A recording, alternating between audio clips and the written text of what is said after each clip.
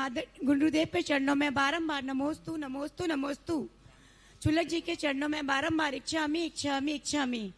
महाराज जी, मेरी एक बहुत छोटी सी जिज्ञासा है कि हम जब कभी भी मंदिर जी में जाते हैं तो कुल्ला करके और मुंह साफ करके जाते हैं, पर कई बार ऐसा हो जाता है कि हम मंदिर में पूजन विधान कर रहे हैं और यदि जाप दे रहे हैं तो मुंह में कहीं से छोटा सा भी अन्न का कण आ जाता है, तो हम समझ नहीं पाते उसको मुंह के अंदर कर लें या मुंह में ही रहने दें। ऐसे में हमारी जाप में भी विघ्न बाधा पड़ती है। तो महाराज जी, मेरी जिज्ञासा का समाधान कीजिए।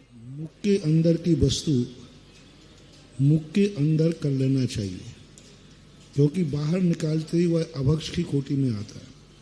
निरंतर अपने मुंह में थूक होता है और निरंतर अपन निकलते रहते हैं, लेकिन जैसे ही बाहर निकल जाएगा वो अभक्ष की कोटि में आ जाता है, वो जीव उत्पत्ति तुरंत हो जाती। मुंह के अंदर कभी जीवों की उत्पत्ति नहीं होती। बीमारी को छोड़ देना, कोई पारिया वगैरह है, वो बात अलग है। मुंह के अंदर कभी भी जीवों की उत्पत्ति नहीं होती जब तक मुंह में मुख में थूक है, अचित्त है। शरीर में जब तक मूत्र है, अचित्त है। जितनी भी धातुएं होती हैं जो सामान्य रूप से मल रूप में, मूत्र शरीर के अंदर है, अचित्त है। बाहर आते ही वह सचित हो जाता है, त्रिजीव उत्पन्न हो जाते हैं।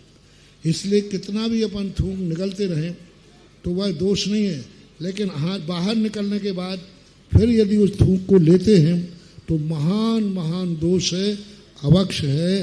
वहाँ यही व्यवस्था बनाई गई। लेकिन एकदम यदि कोई भमन की उल्टी उल्टी बन जाए, जिसे आप लोग कुल्ला बोलते हो, एकदम अंदर से आ जाए कि मुंह भर जाए, तो फिर उसको बाहर जाकर निकालना चाहिए, कुल्ला ही करना चाहिए। जिज्ञासा रखें प्रियंका जी।